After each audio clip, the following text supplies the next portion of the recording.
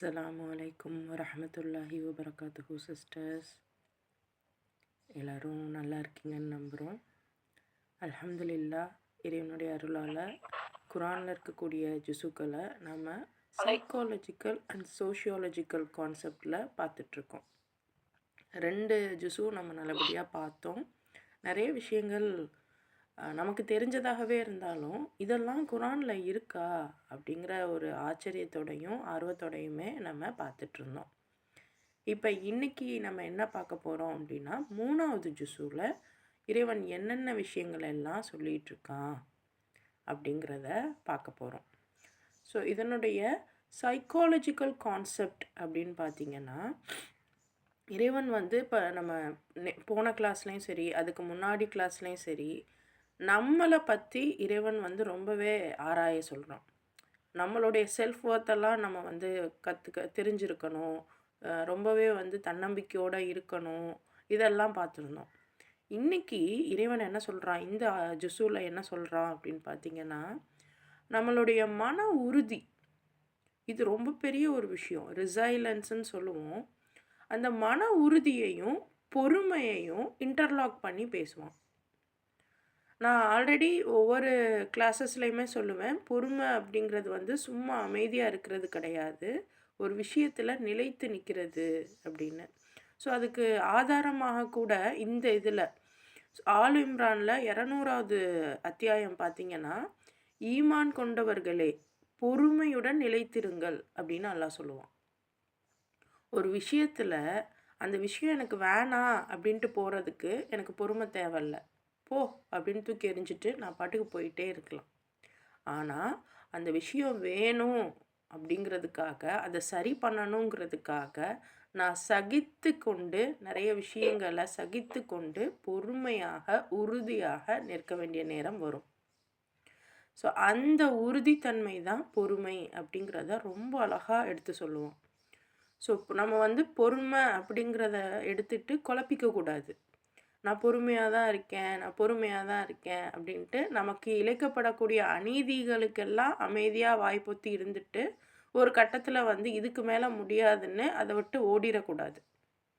நமக்கு அநீதி இழைக்கப்படுது அப்படின்னா அந்த இடத்துலையே நம்ம தைரியமாக எதிர்த்து போராடணும். அந்த போராட்டத்துக்கு தான் பொறுமை தேவை, வேணான்னு தூக்கி எறிகிறதுக்கு பொறுமை தேவையில்லை.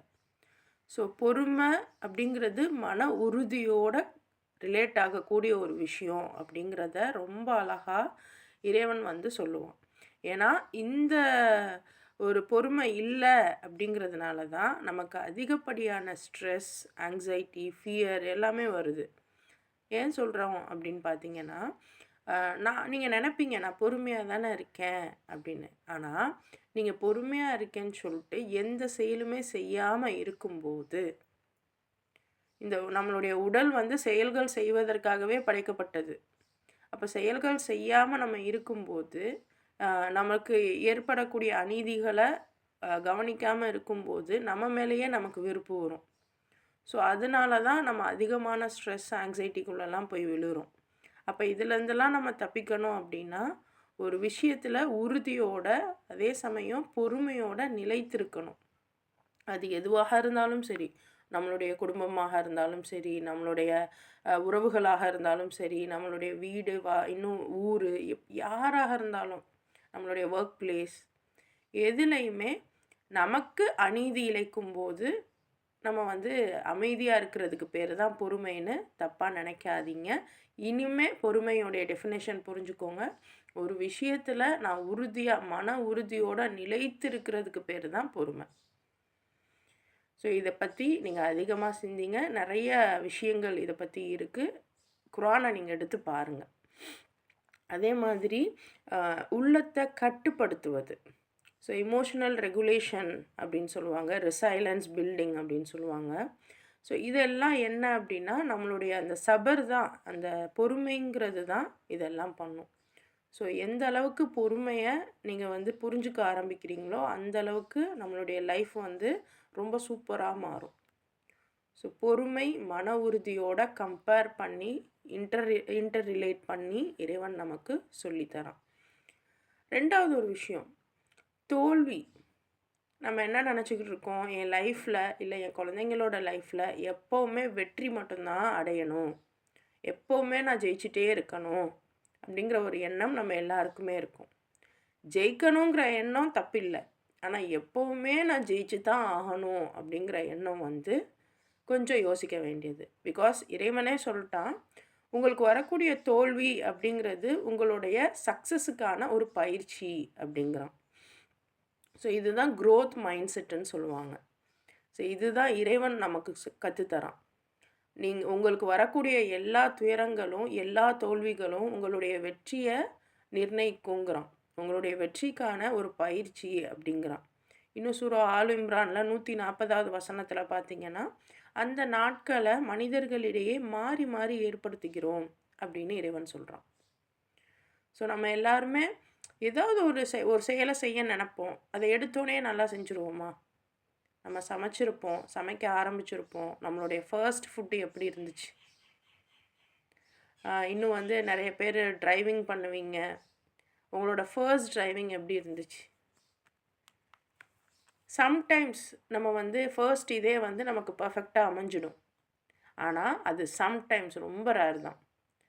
பட் எல்லாமே நமக்கு ஆரம்பத்தில் கஷ்டப்பட்டு தப்பு பண்ணி அவமானப்பட்டு அதுக்கப்புறம் தான் நம்ம வந்திருப்போம். எந்த இடத்துல நீங்கள் எந்தெந்த விஷயங்களுக்காக நீங்கள் பட்டிருந்தீங்களோ அந்தந்த விஷயங்களில் இன்றைக்கி நீங்கள் எக்ஸ்பர்ட்டாக இருந்திருப்பீங்க. திங்க் பண்ணி பாருங்கள். இதுவே சில விஷயங்கள்லாம் வந்து உங்களுக்கு ஈஸியாக கிடச்சிருக்கும், ஆனால் அப்படி ஈஸியாக கற்றுக்கிட்டது ஈஸியாக கிடச்சதெல்லாம் இன்றைக்கி நீங்கள் மறந்தே போயிருப்பீங்க. விஷயங்களை ஜஸ்ட் திங்க் பண்ணி பாருங்கள். எனக்கு அப்படி தான் இருந்தது. பேசுகிறது அப்படிங்கிற ஒரு விஷயத்தில் நான் படாத அவமானமே இல்லை. ஆனால் அல்ஹம்துலில்லாஹ் எனக்கு இன்றைக்கி பேசுகிறதுங்கிறது ஒரு சுலபமான ஒரு விஷயமாக மாறிடுச்சு. அப்போது இந்த வகையில் வந்து எந்த இடத்துல நம்ம அவமானப்படுறோமோ, எந்த இடத்துல தோல்வியை தழுவுறோமோ, அந்த ஒரு விஷயந்தான் நம்மளுடைய பாதை அப்படிங்கிறதே நம்ம வந்து புரிஞ்சுக்கிறணும். ஏன்னா நம்மளுடைய சக்ஸஸ்க்கு விஷயம் தோல்வி தான். ஸோ இப்போ நான் ஒரு விஷயம் உங்கள் குழந்தைங்களுக்கும் சொல்லித்தரணும். இன்றைக்கெல்லாம் நம்ம என்ன பண்ணுறோம் அப்படின்னா, ஒரு காம்படிஷன் நடத்துகிறோம். நம்மளே ரீசெண்டாக நடத்தியிருந்தோம் கொஞ்சம் ஒரு வருடத்துக்கு முன்னாடி. அப்போ வந்து நிறைய குழந்தைங்க பார்ட்டிசிபேட் பண்ணாங்க. அதில் ஒரு 3 குழந்தைங்க ப்ரைஸ் வின் பண்ணாங்க. மற்ற குழந்தைங்களோட பேரண்ட் எல்லாருமே என்கிட்ட சொன்னது என்னென்னா, என் புள்ள அழுகிறா, என் புள்ள ஜெயிக்கலைன்னு அழுகிறா, அவளுக்கு நான் வந்து தனியாக ப்ரைஸ் வாங்கி கொடுக்க போகிறேன் அப்படின்னு தான் சொன்னாங்க. ஆனால் ஏன் எனக்கு புரியவே இல்லை. ஏன் தோத்தா என்ன, தோத்துட்டேன் அப்படிங்கிறதுல என்ன வந்துட போகுது, ஏன் அழுகணும்? குழந்தைங்கள நம்ம வந்து புரிய வைக்கணும். இது எல்லாருமே நம்ம பண்ணுவோம் தான். குழந்தைங்க தோத்துருச்சு அப்படின்னா ஆசுவாசப்படுத்துறதுக்காக இல்லை நீ ஜெயிச்சதான் அப்படி சொல்லுவோம். பட் ப்ராக்டிக்கல் என்னென்னா, தோத்தாலும் ஜெயித்தாலும் அதுலேருந்து என்ன கற்றுக்கிறியோ கற்றுக்கோ. இன்றைக்கி தோத்தா என்ன, நாளைக்கு ஜெயிச்சுக்கோ, ப்ராக்டிஸ் பண்ணு அப்படின்னு தான் நம்ம சொல்லணும். என் பிள்ளை தோத்துருச்சு அழுகுது அப்படிங்கிறதுக்காக இன்னொரு பரிசை கொண்டு போய் நம்ம வாங்கி கொடுக்கக்கூடாது. அது மிகப்பெரிய தப்பு. இன்றைக்கி நம்ம செய்வோம், இந்த உலகம் உங்கள் குழந்தைங்களுக்கு அதை செய்யாது. இந்த உலகம் உங்கள் குழந்தைக்கு அதை செய்யாது. இந்த உலகத்தை நீங்கள் தான் காமிக்கிறீங்க. உங்கள் குழந்தை உங்ககிட்ட இருக்கிற வரைக்கும் எனக்கு எல்லாமே கிடச்சிரும், நான் ஜெயிச்சிட்டேன்னு நினைக்கும். ஆனால் ரியாலிட்டிக்கு போகும்போது ஒரு சின்ன தோல்வி கூட அதனால் கிரகிக்க முடியாது. ஸோ இறைவன் சொல்லக்கூடிய விஷயம் என்னென்னா, குரானில் இருக்கக்கூடிய விஷயம் என்ன அப்படின்னா, ஃபெயிலியர் தான் நம்மளுடைய க்ரோத் மைண்ட் செட்டுக்கு உரிதானதாக இருக்கும். ஸோ சைக்காலஜிக்கலாக இதை வந்து போஸ்ட் ட்ராமாட்டிக் க்ரோத் அப்படின்னு கூட சொல்லுவாங்க. ஒரு தோல்விக்கு அப்புறம் வரக்கூடிய வளர்ச்சி. ஒரு நிலா எடுத்துக்கோங்க, அது வந்து கரெக்டாக கொஞ்ச நாள் வந்து தேயும், கொஞ்ச நாள் வளரும். இதே தான் நம்ம வாழ்க்கையும். நம்ம கொஞ்ச நாள் வந்து சக்ஸஸ், அதாவது ரொம்ப ஆக்டிவாக இருப்போம், கொஞ்ச நாள் வந்து டல்லாக இருப்போம். கொஞ்ச நாள் நல்ல செயல்கள் அதிகமாக செய்வோம், கொஞ்ச நாள் கெட்ட செயல்கள் அதிகமாக செய்வோம். இதெல்லாம் நம்ம அக்செப்ட் பண்ணி தான் ஆகணும். அதனால தான் அல்லாஹ் உங்களை மன்னிக்கிறேங்கிறான். ஸோ கெட்ட செயல்கள் செய்யும்போது, தப்பான செயல்கள் செய்யும்போது, செஞ்சதை உணர்றதுங்கிறது நீங்கள் நல்ல செயல்கள் செய்கிற அந்த ஸ்டேஜில் இருப்பீங்க. அப்போ அங்கே நின்றுட்டு, யாரெல்லாம் நான் இந்த கெட்ட செயல்கள்லாம் செஞ்சுட்டேனே, என்னை மன்னிச்சிரு, இந்த செயல்களையெல்லாம் நான் மாற்றுறதுக்கு ஏதாவது நான் பண்ணுறேன், எனக்கு ஹெல்ப் பண்ணு, எனக்கு கைட் பண்ணு அப்படிங்கிற மாதிரி நம்ம போகணும். ஸோ இதுதான் மனிதனுடைய நிலைப்பாடாக இருக்கணும். இதுதான் ஹியூமன் சைக்காலஜி ஆல்சோ. அதுதான் இறைவன் தெளிவாக சொல்கிறான். இதை நீங்கள் மற்ற புக்கிலலாம் பார்க்கணுன்னு இல்லை. குரானை எடுத்து திறந்து தெளிவாக நீங்கள் சிந்திக்கணும். குரானை வந்து அதை அரபியில் எப்படி வாசித்தோமோ அதே மாதிரி தமிழ்லையும் அழகாக வாசிக்கிறதுனால குரான் நமக்கு புரிஞ்சிடாது. குரானை எந்த அளவுக்கு நம்ம சிந்திக்கிறோமோ அப்போ தான் நமக்கு அது புரியும். ஸோ குரானை கொஞ்சம் நீங்கள் வாசிக்கிறதோடு இல்லாமல் கொஞ்சம் சிந்திச்சு பார்க்கணும். வெவ்வேறு கோணத்தில் சிந்திச்சு பார்க்கணும். ஓகே. ஸோ 3வது ஒரு விஷயம் பார்த்தீங்க அப்படின்னா, நம்மக்கிட்ட இருக்கக்கூடிய மிக முக்கியமான ஒரு விஷயம். அதாவது மனசில் ஒன்று நினப்போம். ஆனால் ஏதோ ஒரு சூழல்னால அதை வெளிப்படுத்தாமல் வேறு ஏதோ ஒன்று செய்வோம். இதுக்கு பேர் இன்னர் கான்ஃப்ளிக்ட்னு சொல்லுவாங்க. அதாவது உள்ளம் ஒன்று நினைக்கிறது, ஆனால் வெளியில் ஒன்று செய்கிறது.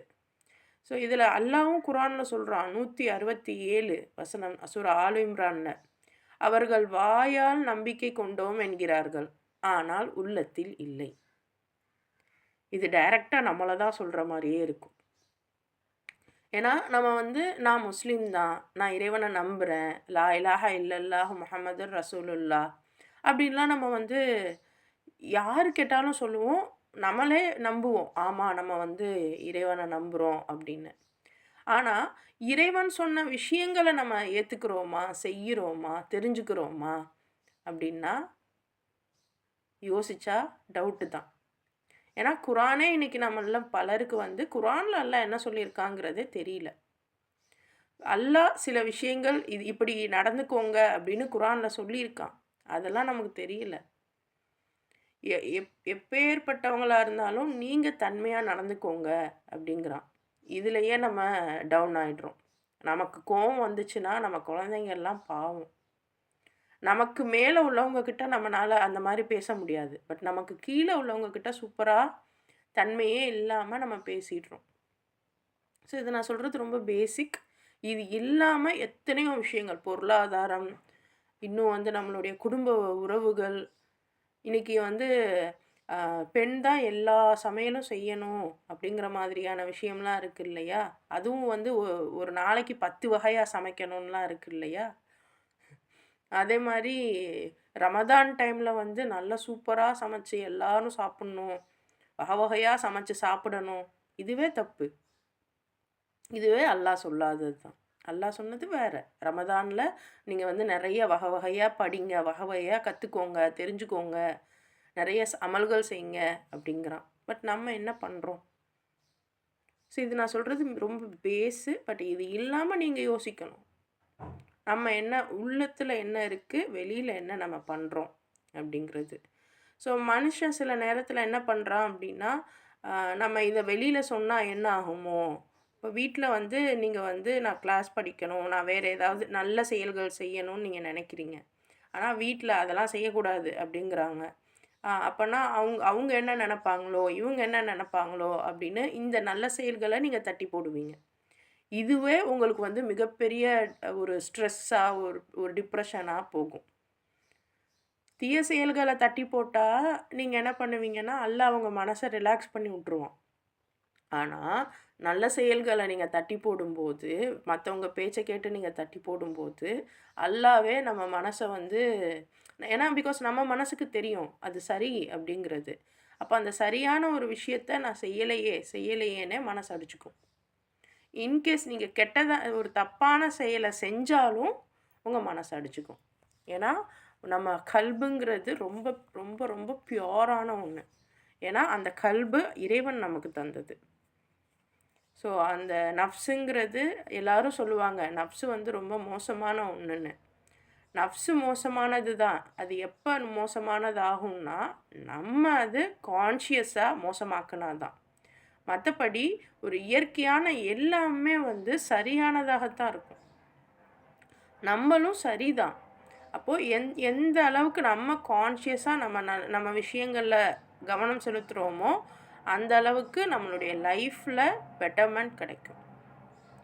ஸோ சமூகத்துக்கு பயந்துக்கிட்டு நல்லது செய்யாமல் இருந்தாலும் சரி, அல்லது சமூகத்துக்கு பயந்துக்கிட்டு ஒரு கெட்டதை செஞ்சாலும் சரி, நம்ம மனசு நம்மளை நிம்மதியாக இருக்க விடாது.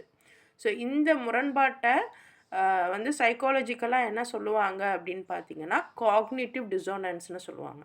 அதாவது உள்ள ஒரு விஷயம் நம்ம மனசு ஒரு விஷயம் நினைக்கும். ஆனா உடல் வேற ஒரு விஷயத்த செய்யும்.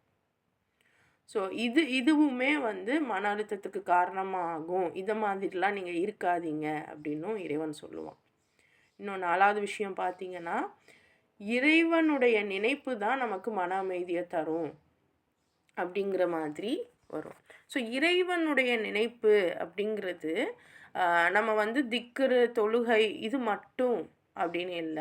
திக்ரு, தொழுகை இது இல்லாம நம்ம இறைவனுக்காக செய்யக்கூடிய சில செயல்கள், அதுவும் நமக்கு மன அமைதிய தரும். சரியா? நம்ம நெனைப்போம், இவங்கெல்லாம் வந்து அல்லாஹ்வ பத்தி நெனைக்கவே மாட்டாங்க போல, அப்படின்னு நம்ம யார பத்தியுமே யோசிச்சிட முடியாது. பிகாஸ் யார் மனசுல இறைவன் இருக்கான், இல்ல அப்படிங்கிறது இறைவன் தான் அறிவான். இறைவனும் அந்தந்த உரியவர்களுக்கு மட்டும் தான் தெரியும். அப்படிங்கிறதுனால நம்ம என்ன பண்ணணும், நம்ம இறைவனுடைய எண்ணங்கள நம்ம மனசுல வைக்கணும். ஸோ இறைவன் அதுவும் சூரா ஆல் இம்ரான்ல 191வது வசனத்துல, அவங்க நின்னும், உட்கார்ந்தும், படுத்தும் அல்லாஹ்வை நினைக்கிறார்கள் அப்படின்னு அல்லாஹ் சொல்றான். ஸோ இன்னைக்கு நெறைய எல்லாருமே சொல்லக்கூடிய விஷயம் என்ன தெரியுமா? மைண்ட்ஃபுல்னஸ். நீங்க வந்து பிரார்த்தனை பண்ணுங்க, அமைதியா இருங்க. இதுக்கு வந்து நெறைய கிளாஸஸ் கூட இருக்கு. தெரப்பீஸ் இதெல்லாம். ஸோ இதெல்லாம் இறைவன் சொல்றான். நீங்க என்ன நெனைங்க, என்னை எப்பவுமே நெனைங்க. ரிலாக்ஸா இருங்க. குர்ஆன்ல எங்கேயுமே நீங்க வந்து கஷ்டப்படுங்க, நீங்க வந்து மனவேதனைப்படுங்க, அழுகுங்க அப்படின்லாம் எங்கேயுமே அல்லாஹ் சொல்ல மாட்டான். அல்லாஹ் சொல்றதெல்லாம் என்னன்னா, நீங்க என்ன நெனைங்க, ரிலாக்ஸா இருங்க. இப்படி தான் பேசுவான். நீங்க நல்லா குர்ஆன படிச்சு பாருங்களேன், கவனிச்சு பாருங்களேன். அல்லாஹ் தனிப்பட்ட ஒரு மனிதன்கிட்ட ரொம்ப மென்மையா பேசுவான். அதே சமயம் ஒரு தலைவர்கிட்ட ரொம்ப கடுமையா பேசுவான். அப்போ உங்களுக்கு புரியும், ஆஹா! எனக்கு தலைவர் பொறுப்பே வேணாம் அப்படின்னு தோணும். ஏன்னா, அல்லாஹ் வந்து குர்ஆன்ல தன்மையா பேசுறதெல்லாம் தனிப்பட்ட மனுஷங்களுக்கு. கடுமையா பேசுறதெல்லாம் தலைவர்களுக்கு. ஸோ குர்ஆன நீங்க ஓப்பன் பண்ணி படிக்கிறதுல அவ்வளோ இருக்கு. ரொம்ப ஜாலியா இருக்கும். ஆனா கொஞ்சம் நடுக்கமாவும் இருக்கும் தான். நான் வந்து உங்களுக்கு ஃபுல் ஹைப்பே குடுக்க மாட்டேன். ஆனாலுமே குர்ஆன ஓதி பாருங்க. ரொம்ப நல்லாயிருக்கும். சந்தோஷமா இருக்கும் நமக்கு சீரியஸா. கயிர். இப்ப அடுத்து பார்த்தீங்க அப்படின்னா, மன அமைதி எனக்கு வேணும். எனக்கு வந்து என்னுடைய வாழ்க்கைக்கான அர்த்தம் வேணும். என் கவலைலாம் போகணும். என் உள்ளம் தெளிவா அடையணும் அப்படின்னு நீங்க நெனச்சீங்கன்னா, உங்க இறைவன நீங்க நெனைக்கணும். ஆமா, இறைவன் யாரு? இறைவன் ஏன் என்ன படைச்சிருக்கான்? என்னோட வேலை என்ன? நான் என்ன பண்ணணும்? நான் என்ன பண்ணணும்? இதை யோசிச்சுக்கிட்டே இருங்க. உங்களுக்கு தூக்கம் வராது. ஆரம்பத்துல தூக்கம் வராது. அதுக்கப்புறம் அதுவே பழகிரும். ஆனாலுமே வந்து இறைவனுக்காக நீங்க செயல்கள் செய்ய ஆரம்பிப்பீங்க. அதுதான் நமக்கு வேணும். நம்மள படைச்ச ரப்புக்காக நாம நற்செயல்கள் செய்யணும். அது என்னன்னா, ஏதோ ஒரு நல்ல விஷயத்த நம்மளோட சேர்ந்து மத்தவங்களுக்கும் நான் குடுத்துறணும். அது எதுவாக வேணா இருக்கட்டும். என் குடும்பத்தோடு இல்லாம மத்தவங்களுக்கும் அத நான் குடுத்துறணும். 5வது விஷயம் பார்த்தீங்க அப்படின்னா, பொறுப்புணர்ச்சி. மனுஷன் பொறுப்போட வாழணும் அப்படிங்கிறத அல்லாஹ் சொல்லி தரான். நம்மள எத்தனை பேருக்கு பொறுப்புனா என்னன்னு தெரியுது சொல்லுங்க? நீங்க செய்தவற்றிற்கு நீங்கள் பதில் சொல்ல வேண்டியவர்கள் அப்படின்னு 182வது வசனத்துல சூரா ஆல் இம்ரான்ல இறைவன் பேசுறான். அப்போ நான் என்னென்ன செயல்கள் செய்றேன் அப்படிங்கிறத நான் அதுக்கான பதில நான் சொல்லி தான் ஆகணும். இப்ப நான் இன்னைக்கு ஒரு கிளாஸ் எடுத்திருக்கேன். இந்த கிளாஸ்ல சிலது சரியாவும் பேசியிருப்பேன், சில தப்பாவும் பேசியிருப்பேன். நான் பேசுனதுக்கு இறைவனுக்கு நான் பதில் சொல்லணும். ஸோ இது மாதிரி நான் செஞ்ச எல்லா செயல்களுக்கும் நான் பதில் சொல்லணுமே அப்படின்ட்டு நான் பண்ண தவறையுமே யோசிக்கணும். நான் யாரையாவது ஹர்ட் பண்ணியிருப்பேன். அத எடுத்து நான் பேசுறது. அதுக்காக நான் மன்னிப்பு கேட்கறது. அவங்ககிட்டயே நான் போய் மன்னிப்பு கேட்கறது. யாரோட நேரத்தையாவது வீண் பண்ணியிருப்பேன். அதுக்காக நான் வருந்துறது. அதுக்காக நான் போயிட்டு அவங்க நேரத்த இனிமே வீண் பண்ணாம இருக்கிறது. ஸோ இந்த மாதிரி. ஸோ நம்ம என்ன செய்றோம்? நம்மளுடைய பொறுப்புகள். இது ரொம்ப முக்கியம்மா. நம்ம எல்லாருமே பொறுப்பெடுத்துக்கிறணும். பொறுப்பெடுத்துக்க தெரியணும் முதல்ல நமக்கு. நம்ம வந்து பொறுப்பு எடுக்கிறதுல ரொம்ப ரொம்ப டவுனாக தான் இருக்கும். ஸோ நம்ம எதுக்காகலாம் பொறுப்பெடுக்கணும் அப்படிங்கிறது சோஷியல் ரெஸ்பான்சிபிலிட்டியில் வரும் பாருங்கள். பட் பொறுப்பெடுக்கிறதுங்கிறது ரொம்ப முக்கியம். நம்மளுடைய செயலுக்கு நான் தான் பொறுப்பு, என் செயலுக்கு நான் தான் பொறுப்பு அப்படிங்கிறது தான் சைக்காலஜிக்கலாக internal locus or internal control அப்படின்னு சொல்லுவாங்க. நம்ம உள்ளத்தை கட்டுப்படுத்துறது அப்படின்னு சொல்லுவாங்க. சரியா? இப்போ சமூக கான்செப்ட்ஸ், அதாவது சோஷியல் கான்செப்ட்ஸ். இப்போ இந்த விஷயத்தில் பார்த்தீங்க அப்படின்னா, இந்த ஜுசு 3ல் இறைவன் என்ன சொல்கிறான்னா, சமூக நீதி, அப்புறம் சோஷியல் ஜஸ்டிஸ் ஃபார் வீக்கர், அதாவது பலவீனர்களுக்கு இருக்கக்கூடிய சமூக நீதி. பலவீனர்கள்னால் யார்? உங்களுக்கு தெரிஞ்சு பலவீனர்கள்னால் யார்?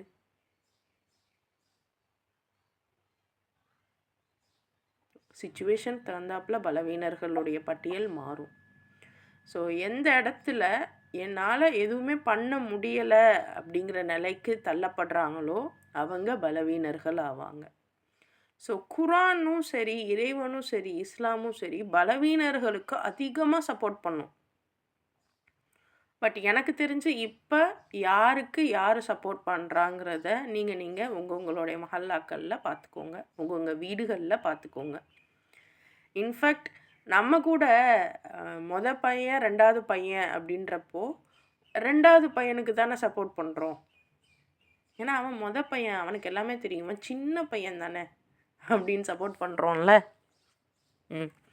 பட் உண்மையான பலவீனர்கள் அப்படிங்கிறது வந்து கரெக்டாக நம்ம அனுமானிக்கணும். ஸோ இங்கே வந்து சூரா அன்னிசாவில் இறைவன் நிறைய விஷயங்கள் பேசியிருப்பான். மிக நிச்சயமாக பெண்கள் சூரா அன்னிசாவை கட்டாயம் படித்தே ஆகணும், வேறு வழியே இல்லை. சூரா அன்னிசா மிக முக்கியமாக நீங்கள் படித்தே ஆகணும். அவ்வளோ பெரிய கான்செப்ட் அது, சும்மா இல்லை. அல்லாஹ் வந்து அன்னிசான்னு பேர் வச்சு பெண்களுக்காக தான் அதை கொடுத்தும் இருக்கான். அவ்வளோ சூப்பரான ஒரு அத்தியாயம். ஸோ அதில் வந்து அனாதைகள், அவங்களுடைய சொத்துக்களை வந்து நீங்கள் வந்து அபகரிச்சுக்காதீங்க, அவங்களுக்கே கொடுங்க அப்படின்னு அனாதைகளை பற்றி அவ்வளோ விஷயங்கள் பேசியிருப்பான்.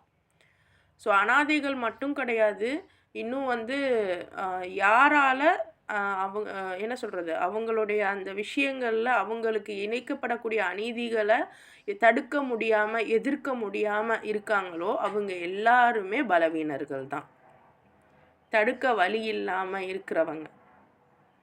அதுக்குன்னு வந்து தடுக்காமல் சும்மா இருக்கிறவங்கள பற்றி நான் பேசலை. அதாவது அவங்களுக்கு தடுக்க வழியெல்லாம் இருக்கும், ஆனால் அவங்க அதை தடுக்க மாட்டாங்க, அவங்க லெத்தாஜிக்கலாக இருப்பாங்க. அந்த மாதிரி ஆட்களை பற்றி குரான் பேசாது. உண்மையாகவே அவங்களால முடியாது. ஸோ அப்படிப்பட்டவங்க இதெல்லாம் யாருன்னு நான் எக்ஸாம்பிள் காட்ட முடியும். பட் நீங்கள் உங்கள் லைஃப்பில் நீங்கள் தான் பார்க்கணும். நீங்கள் தான், உங்களுக்கு தோணும், உங்களுக்கு தெரியும் யார் யாருக்கு அப்படின்னு. ஸோ அப்படிப்பட்டவங்களுக்கு உங்களால் என்ன பண்ண முடியும், நம்ம என்ன பண்ணணும் அப்படிங்கிறதெல்லாம் இறைவன் சொல்லித்தரான். ஸோ அவங்கவுங்களுக்கு அவங்கவுங்களோட உரிமையை நீங்கள் கொடுத்துருங்க, யாரோட உரிமையை நீங்கள் பறிக்காதீங்க அப்படிங்கிறான். ஸோ இது ரொம்ப முக்கியம். ஸோ அவங்கவுங்களுடைய உரிமையை நம்ம கரெக்டாக கொடுக்கணும்.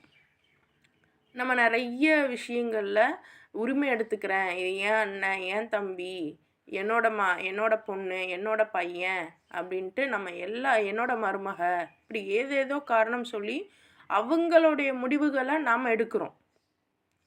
ஏன், எனக்கு தானே நல்லது தெரியும், நல்லது கெட்டது எனக்கு தானே தெரியும், நான் சொல்கிறது நான் கெட்டதாக சொல்ல போகிறேன், நல்லது தானே சொல்லுவேன், அவங்களுக்கு ஒன்றும் தெரியாது அப்படின்னு நம்ம நினைப்போம். பட் ப்ராக்டிக்கல் என்னன்னா, அவங்க அது தப்பான முடிவாக இருந்தாலுமே அல்லாஹ் தான் சொல்கிறானே, நீங்கள் தோற்று தான் ஜெயிப்பீங்கிறானே, தோற்று தான் போகட்டுமே, தோற்றுட்டு ஜெயிக்கட்டுமே, விடுங்களேன், அவங்கவுங்க லைஃப்பை அவங்கவுங்க வாழட்டுமே. ஸோ விஷயம் என்ன அப்படின்னா, அவங்கவுங்களுடைய உரிமையை, அவங்கவுங்களுடைய தேர்ந்தெடுக்கக்கூடிய உரிமையை படைத்த ரப்பே பறிக்கலைங்கிறப்போ நாம் எதுக்கு பறிச்சுக்கிட்டு? ஸோ அவங்கவுங்க போக்கில் விட்டுடலாம். பட் ரொம்ப தவறான விஷயத்துக்குள்ளே போகிறாங்க அப்படின்னா அந்த இடத்துல கண்டிக்க வேண்டியது நம்ம உரிமை கிடையாது, பொறுப்போடு நடந்துக்கிறணும்.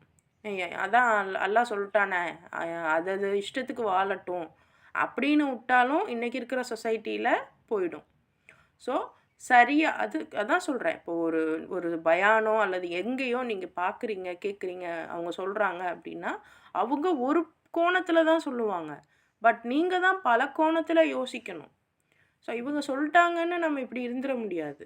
ஸோ இவங்க சொன்னாலுமே ஏன் பொறுப்புன்னு ஒன்று இருக்குது. கெட்டது பண்ணுறா அப்படின்னு தெரியும்போது அந்த கெட்டதை தடுக்கணும். அது செய்யக்கூடாதுமா, தப்புமா அப்படின்னு சொல்லணும். அது சொல்கிறது தன்மையாக சொல்லணும். ஸோ இந்த மாதிரி விஷயங்கள் இருக்குது. 2வது பார்த்தீங்க அப்படின்னா ஹியூமன் ஈக்குவாலிட்டி. எல்லாருமே சமம்தான். உங்களை ஒரே ஆன்மாவிலிருந்து படைத்த இறைவனை பயப்படுங்கள். சூரா அன்னிசால ஃபஸ்ட் ஆயத்து. எல்லாருமே ஏழை பணக்காரன், ஹிந்து, முஸ்லீம், கிறிஸ்டின், யூதன், இன்னும் நமக்கு தெரியாத எல்லாருமே ஒரே ஆளுங்க தான். இன்னும் தமிழ் முஸ்லீம், உருது முஸ்லீம், இன்னும் புதுசாக முஸ்லீம் ஆனவங்க, நமக்குள்ளே இதெல்லாம் இத்தனை இது இருக்குமா? இல்லைன்னு சொல்லாதீங்க, இருக்குது. ஸோ எல்லாருமே ஒன்று தான். எல்லாருமே சமூக அடிப்படையில் ஒரே ஆட்கள் தான் அப்படிங்கிற மாதிரி இறைவன் பேசுவான். மெயின் கான்செப்ட் இதுதான். 3வது விஷயம் பெண்ணுரிமை. உமன் எம்பவர்மெண்ட் சூரா அன்னிசா மாதிரி வேறு எதுவுமே பேசாது தெரியுமா? அவ்வளோ சூப்பராக இருக்கும் உமன் எம்பவர்மெண்ட். நான் எல்லாருக்கும் தெரிஞ்ச விஷயந்தான், சொத்தில் பெண்களுக்கு பங்குண்டுன்னு. ஆனால் நம்மள எத்தனை பேருக்கு தெரியும் மனைவிக்கு பங்குண்டு, அம்மாவுக்கு பங்குண்டு, என்ன சொல்கிறது, பெண்ணுக்கு மகளுக்கு பங்குண்டு. நாம் மகளுக்கு மட்டும்தான் பங்குண்டுன்னு நம்பிட்டு இருக்கோம்.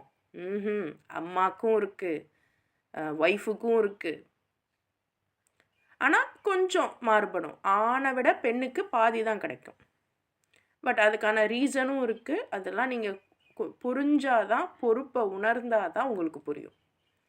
பட் இருக்குது, பெண்ணுக்கு உரிமை இருக்குது. பெண் எப்படி வாழணுங்கிறதெல்லாம் சூரா அன்னிசாவை விட வேறு யாருமே சொல்லிட முடியாது.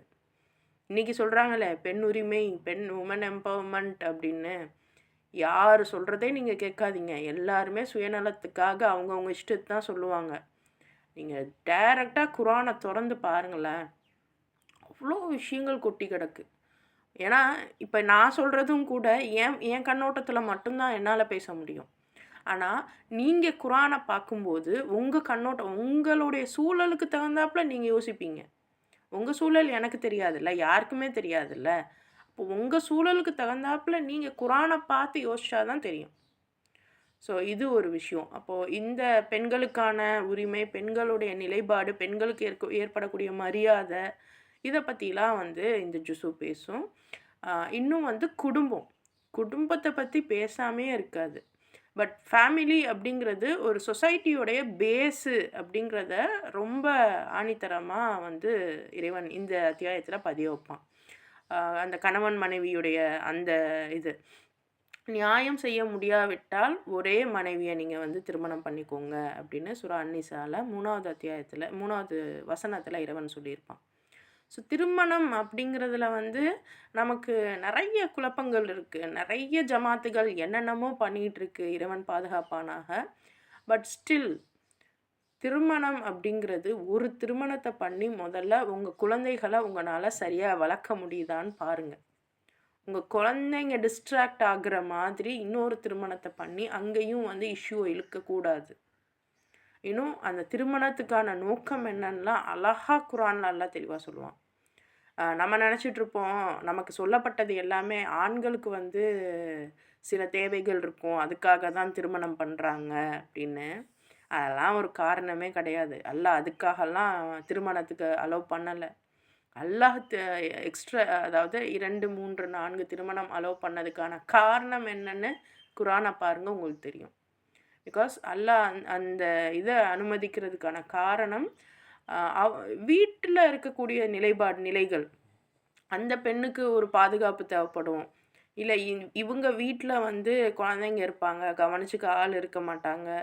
ஸோ இந்த மாதிரியான நிலையில் தான் அவங்களுக்கு அனுமதி. அதுக்கெல்லாம் நிறைய இது இருக்குது. இன்றைக்கி நடக்கிற மாதிரி விருப்பப்பட்டுட்டாங்க அப்படிங்கிறதுக்காகலாம் திருமணம் பண்ணுறது கிடையாது. அல்லாஹ் அதுக்காக அந்த திருமணங்களை சொல்லலை.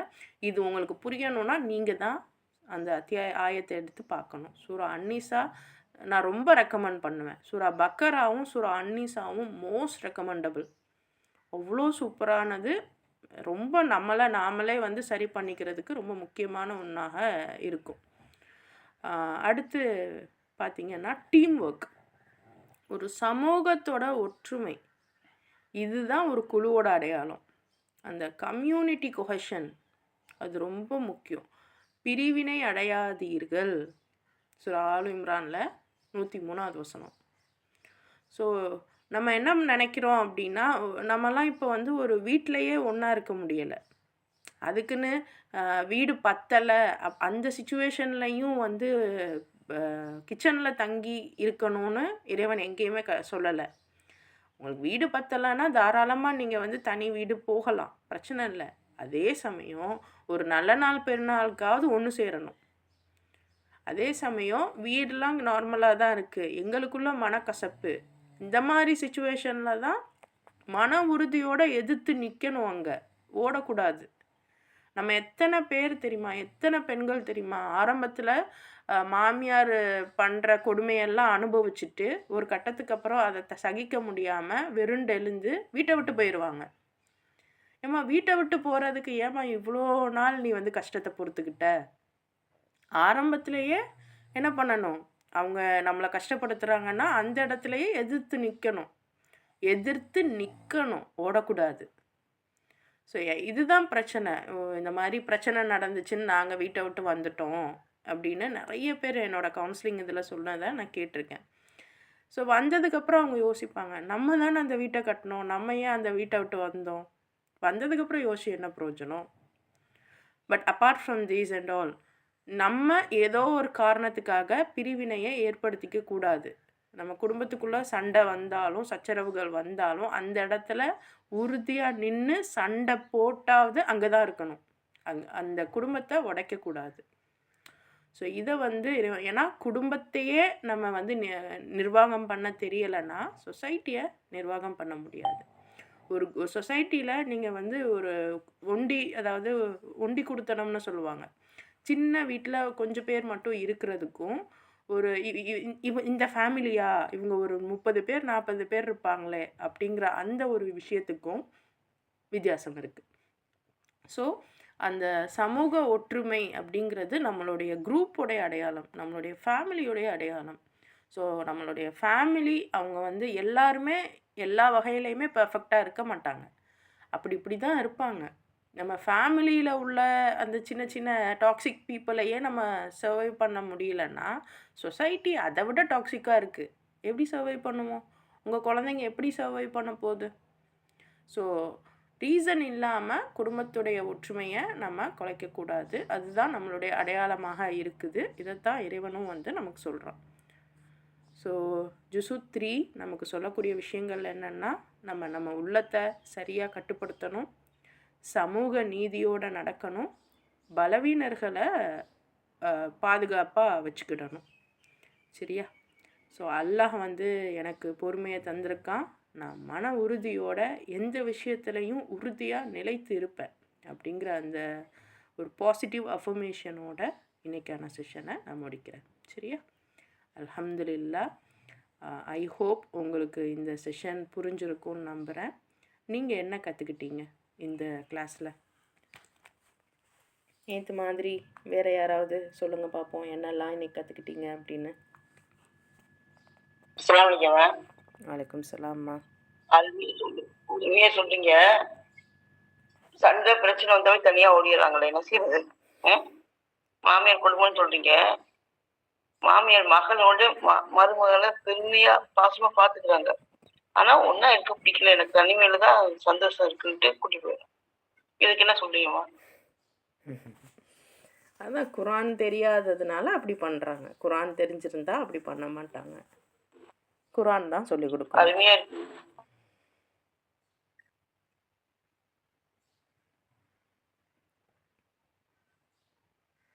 ஸோ நம்ம சமூகம் குரான் சொல்லித்தராததுனால என்னெல்லாம் பிரச்சனைகளை பார்க்குதுங்கிறத நீங்கள் பார்ப்பீங்க. நீங்கள் எந்தெந்த பிரச்சனையெல்லாம் ஃபேஸ் பண்ணுறீங்களோ அது எல்லாமே குரான் அவங்களுக்கு தெரியலை, அதனால தான் அவங்க அது பண்ணாங்க. இன்கேஸ் குரான் தெரிஞ்சிருந்தா பிரச்சனை பண்ண மாட்டாங்கன்னு நான் சொல்லலை, எல்லாருமே தப்பு பண்ணுவோம் தான். பட் நான் பண்ணது தப்பு தான்னு உணருவாங்க. பட் அப்படி கூட உணரல அப்படின்னா குரான் தெரில, அவ்வளோதான். கண்டிப்பா அருமையா சொன்னீங்க. ஆனா அருமையா இருக்கு. அல்ஹம்துலில்லாஹ்மா. தொடர்ந்து வாங்க, நிறைய நம்ம கற்றுக்குருவோம். கண்டிப்பாமா, கண்டிப்பா. இன்ஷா அல்லாஹ். அஸ்ஸலாமு அலைக்கும். வலைக்கும் சலாம். சிஸ்டர், எனக்கு ஒரு டவுட் என்னன்னா, பாஸ்ட் 3 டேஸாவே நானும் இந்த ஒரு ப்ராப்ளம்ல தான் இருக்கேன். ஆக்சுவலா நம்ம ஒரு என்ன சொல்ற சைக்காலஜிஸ்ட் ட்ரைனர் எல்லாமே ஓகே, எல்லாமே மற்றவங்களுக்கு இது பண்றோம், நம்மளும் அது கரெக்டா இருக்கிறோம். ஆனா இந்த விஷயத்துல மட்டும் நம்ம எந்த அளவுக்கு ஒரு சபூரா இருந்துட்டும் நம்மளோட உரிமைகள் பறிக்கப்படும் போது அந்த இடத்துல அது நம்ம அது பறி கொடுக்காம அதுக்கு போராடுறதும் எல்லாமே இருக்கிற இடத்துல நம்மள அந்த இடத்துல ஒரு சமத்துவம் நடத்துறது இல்லையா அவங்க? புரியுதுங்களா? இப்ப இத்தனை மருமக்கமார்கள் இருக்கிற இடத்துல நம்ம மட்டும் அந்த இடத்துல வேலை செய்யற மாதிரியும் நம்ம மட்டும் அந்த இடத்துல அடிமைத்தனம் இருக்கிற மாதிரியும் இருக்கும்போது நம்ம எப்படி அங்க இருக்கிறதுக்கு இஷ்டப்படும்? கரெக்டு தான், கரெக்டு தான். ஸோ அந்த மாதிரி அதுவும் நடக்குது. அதாவது வீட்டில் இத்தனை பேர் இருந்தாலும் ஒருத்தவங்க மட்டுமே வேலை பார்க்குற மாதிரி இருக்கும். ஸோ அந்த இடத்துல அந்த இடத்துல சண்டை போடலாம் தாராளமாக. நீங்கள் நினைக்கலாம் என்னடா இவங்க சண்டை போடலாம் சொல்கிறாங்கன்னு. அதாவது முதல்ல எடுத்து சொல்லணும் தன்மையாக. ஒரு ஒர்க் இப்போது சிம்பிள் பாத்திரம் நம்ம கழுவுறோம், அவ்வளோ பாத்திரம் இருக்குது, மற்றவங்கலாம் சும்மா இருக்காங்க அப்படிங்கிறப்போ வாங்கலேன் பேசிகிட்டே இந்த பாத்திரத்தை கழுவுவோம். பிகாஸ் நீங்கள் சைக்காலஜி தெரியும் அப்படிங்கிறதுனால எப்படி பேசுனா அவங்கள கன்வின்ஸ் பண்ணலாம் அப்படின்னு ஃபஸ்ட்டு ட்ரை பண்ணி பார்க்கலாம். வாங்கலேன் அப்படி பேசிகிட்டே கழுவுவோம், அந்த மாதிரிலாம். அப்பவும் முடியலையா? அதாவது மேம் இவங்க எப்படி இப்போ நம்மள ட்ரிகர் பண்றாங்கன்னா, இவ எப்படி இருந்தாலும் ஃபேஸ் பண்ணிடுவா அப்படிங்கறது ஒரு மைண்ட் செட் அவங்களுக்கு. எவ்வளவு ஒர்க் இருந்தாலும் இவ வந்துருவா அப்படி ஒரு மைண்ட் செட். ஏன்னா நம்ம தான் பழக்கிட்டோம். அதுதான் நம்ம பழக்கிட்டோம். இப்ப அவங்களுக்கு அவங்க சப்போர்ட் பண்றாங்க, நம்மள அங்க டிமோட்டிவேட் பண்றாங்க. இதுதான். அப்போ நான் ஒரு 3 டேஸா என்னோட ஒரு விஷயத்த நான் என்ன கீ ஒர்க்கா பண்ணேன்னா, கொஞ்சம் சைலண்ட் ஆயிடுறேன். சைலண்ட்னா அமைதியா இருந்துடுறேன். ஒரு சில விஷயங்கள் கண்டும் காணாம அப்படின்ட்டு. ஆனா இப்போ 2 டேஸா நான் இறைவன்ட்ட துவா பண்ற மாதிரி ஒரு சிச்சுவேஷன் நடக்குது. தனியா போறதுக்கு ஒரு சிச்சுவேஷன் எனக்கு ரப்பு தரமாட்டானா அப்படிங்கறது நான் துவா பண்ணணும்னு எனக்கு தோணிட்டே இருக்கு. அது வந்து இங்க நம்ம எதிர்த்து போராடுறதுல இப்போ ஹெல்த் வைஸா இருக்கும், நம்மளோட கேரக்டர் வைஸா இருக்கட்டும், நம்ம எல்லாமே எதிர்த்து போராடிட்டு இருக்கோம். ஆனா இது எந்த அளவுக்கு எதிர்த்து போராடினாலும் ஒரு சில கேரக்டர்கிட்ட வந்து மட்டும் நம்ம என்ன பண்ணாலும் வேஸ்ட் ஆஃப் டைம் அப்படிங்கிறது தான் என்னோட இன்லாஸோட சைட்ஸ் எல்லாமே. புரியுது புரியுது. பிகாஸ் இது அதான் நம்ம ஒவ்வொருத்தவங்களோட டெசிஷன், அவங்கவுங்க சுச்சுவேஷன் அவங்கவுங்க இருந்து பார்த்தா தான் தெரியும். பட்டு இன்கேஸ் இன்னும் சொல்லப்போனால் இன்றைக்கி இருக்கிற சிச்சுவேஷனுக்கு தனியாக போய் நம்ம எக்கனாமி எல்லாமே தனியாக போய் இது பண்ணுறதுக்கு நான் ஒரே வீட்டில் இருந்துக்கிட்டு தனியாக இருக்க முடியுமான்னு ட்ரை பண்ணி பாருங்கள். அப்படி இல்லைன்னா இது பண்ணிக்கோங்க, அது உங்கவுங்க விருப்பம். அது அந்த சிச்சுவேஷன் ஹேஸ் மோர். எல்லாவற்றையும் விட நம்ம மன அமைதி ரொம்ப முக்கியம். அல்லாஹ் சொல்லி தானே விட்டான், உங்களுடைய செல்ஃப் ஒர்த்தை நீங்கள் வந்து எங்கேயுமே விடக்கூடாது அப்படின்னு சொல்லி தானே விட்டுருக்கான். ஸோ சிச்சுவேஷன் பொறுத்து நீங்கள் முடிவெடுத்துக்கலாம், அதனால் ஒன்றும் பிரச்சனை இல்லை. அது என்ன தான் பயான் கேட்டாலும் என்ன தான் நீங்கள் எதை பார்த்தாலுமே அது உங்களுக்கு எப்படி கனெக்ட் ஆகும் தான் நீங்கள் பார்த்துக்கிறணும். பட் இன்ஷா அல்லாஹ் எல்லாமே மாறும். நீங்கள் அல்லாஹ் கிட்ட துவா போடுங்க, அல்லாஹ் உங்களுக்கு தேவையானதை கொடுப்பான், எது சரியோ அதை கொடுப்பான் இன்ஷா அல்லாஹ். வேறு என்ன கற்றுக்கிட்டீங்க? வேறு ஏதாவது ஃபீட்பேக்ஸ் ஏதாவது சொல்லணுமா மற்ற சிஸ்டர்ஸ்?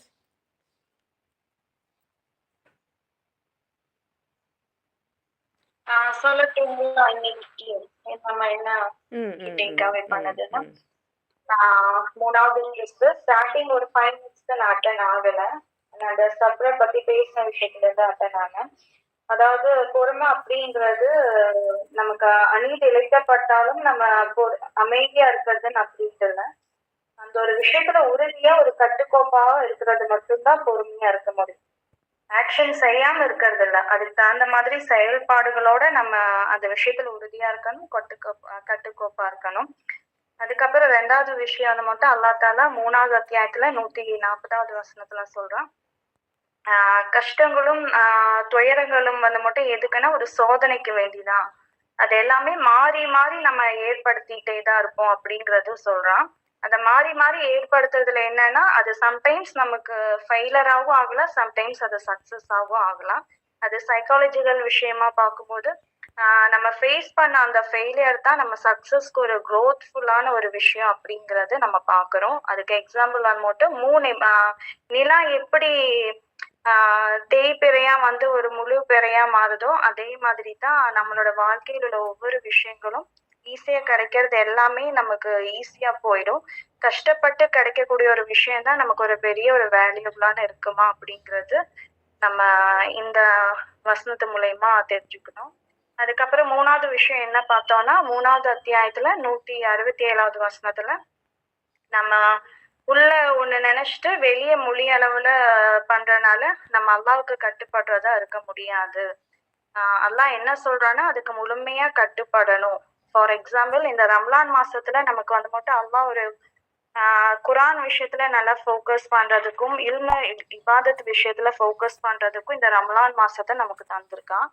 ஆனா நம்ம மட்டும் முழுசா அந்த குக்கிங் ஒர்க்லயும் பாக்கியுள்ள விஷயங்களையே தான் அதிகமா ஃபோக்கஸ் பண்ணிட்டு இருக்கோம்.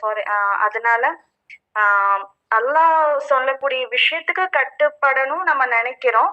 ஆனா அது வேற செயல் விஷயத்துல வேற இதுல நம்ம போயிட்டு இருக்கோம். ஸோ அந்த இடத்துல நம்ம இந்த இடத்துல காக்னிட்டிவ் இஷ்யூஸ் அப்படிங்கறத நம்ம பார்க்குறோம். அதாவது உள்ளுக்குள்ள ஒண்ணு நினைச்சு வெளியே ஒண்ணு செயல்பாட்டுல இருக்கிறது அப்படிங்கிறது இந்த வசனத்து மூலயமா நம்ம தெரிஞ்சுக்கிட்டோம். 4வது விஷயம் என்னன்னா, இறைவனை நினைக்கிறது மட்டும்தான் மன அமைதியை தரும் அப்படிங்கறது பாக்குறோம்.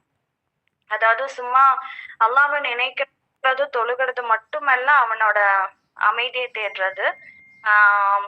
அதுக்கு தகுந்த செயல்பாடுகளோட நம்ம வாழ்க்கை முறைகளை அமைக்கும் போதும் இறைவனோட நினைப்புல இருக்கிற மாதிரி தான் இருக்கும். அந்த இடத்துலதான் நமக்கு மன அமைதியும் அதிகமாக இருக்கும். அதாவது திக்ரு தொழுகை மட்டும் இல்லாம அதுக்கான செயல்பாடுகளும் சேர்ந்து அமையும் போது அந்த இடத்துல மன அமைதி இருக்கும் அப்படிங்கிறதும் இந்த ஜூஸ்ல நம்ம பாக்குறோம். அதுக்கப்புறம் 5வது இது பார்த்தோம்னா பொறுப்புணர்ச்சி. 182வது வசனத்துல நம்ம பாக்குறது, நம்ம நீங்கள் என்ன செயல்கள் செஞ்சாலும் அதற்கு பதில் சொல்லியே ஆகணும் அப்படிங்கிறது அல்லாஹ் தாலா நமக்கு ஒரு பொறுப்புணர்ச்சிய ஒரு விஷயத்த நமக்கு சொல்லி தரான். அதாவது சோஷியல் ரெஸ்பான்சிபிலிட்டி. எப்படின்னா நம்ம ஒவ்வொருத்தருக்கும் ஒவ்வொரு பொறுப்புகளை கொடுத்து இந்த இடத்துல அவங்களோட உரிமைகளுக்கு மதிப்பு கொடுத்து இருக்கணும்.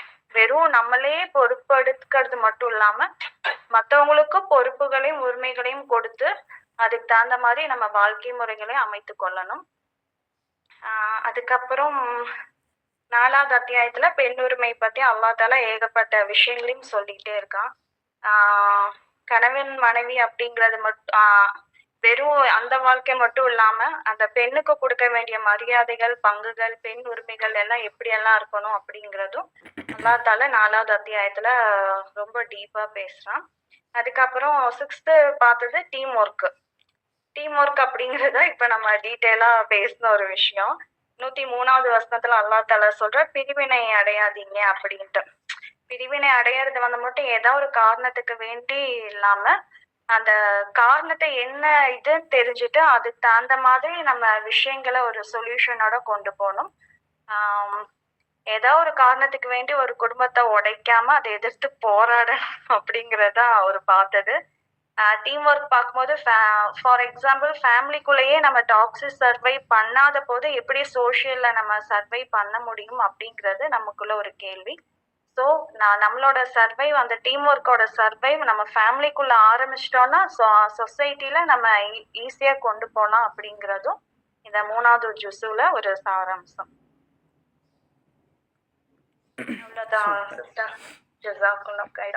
Super super. அல்ஹம்துலில்லாஹ். குட். மாஷா அல்லாஹ். நம்ம